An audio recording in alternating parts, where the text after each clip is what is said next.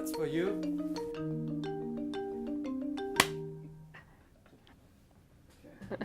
Okay. So, to the questions. The first one, if you were to explain to a layman, how did it happen? Could it have been prevented? Well, it's actually not that complicated. It was a classic banking crisis in which a lot of money was lent to people who couldn't pay it back. One pocket of really risky lending was in the US mortgage market, where there were lots of people lending money for buying houses to people who really didn't have the resources to pay that money back.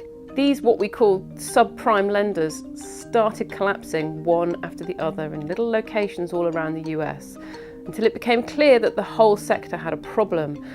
And when they have a problem, the banks that lend to them also have a problem. But there's another part of the story, which is that things went back and forth between countries. So for example, US money markets, money managers would lend money to European banks, and those European banks would then buy mortgage-backed securities, remember those? From US banks. So these were securities that were based on house prices in the US.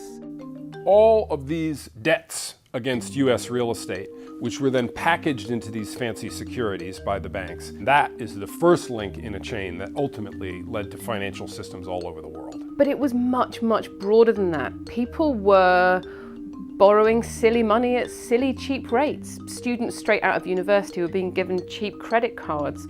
Housewives in Japan were stocking up on Icelandic krona and New Zealand dollars because there was money to be made because of the low interest rates on their side of the fence.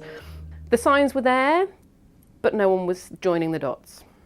Like any incident of human greed, venality, and stupidity, people could have been a little less stupid, greedy, and venal, and someone could have issued a timely warning, but on the other hand, eradicating human stupidity seems like a pretty ambitious project.